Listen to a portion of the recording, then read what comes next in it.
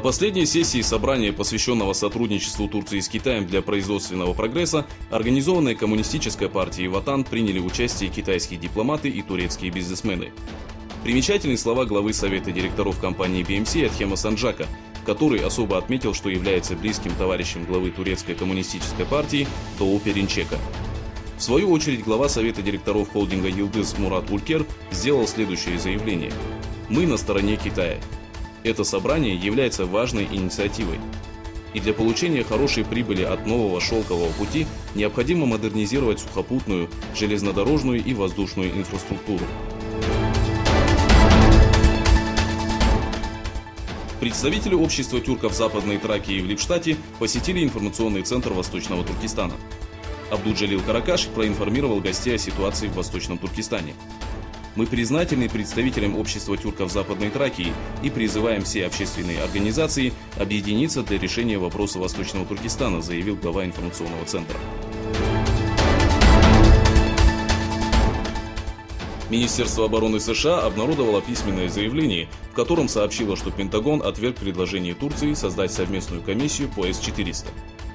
Американские военные на всех этапах поддерживают диалог со своими турецкими коллегами.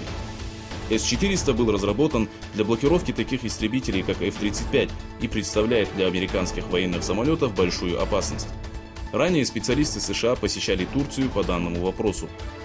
Турецкие коллеги также побывали в Америке, где военные США осведомили их об опасности С-400, говорится в заявлении Пентагона. В Северной Корее казнили 5 дипломатов. По сообщениям печатного издания Южной Кореи Chosun Ilbo, казнены глава отдела по связям США Ким Хёк Чол и 4 представителя Министерства иностранных дел. Министр иностранных дел США Майк Помпео заявил, что ведется расследование. В свою очередь, информационное агентство Reuters, ссылаясь на неофициальные источники, сообщило, что политиков казнили из-за провальных переговоров с США во время февральского саммита, который прошел во Вьетнаме.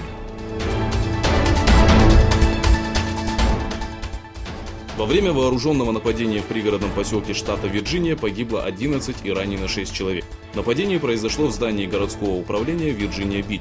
Глава местной полиции Джеймс Сервера сообщил, что зачинщик стрельбы также погиб. Полицейские призвали жителей держаться в стороне от места события. Департамент полиции штата Вирджиния ведет расследование инцидента.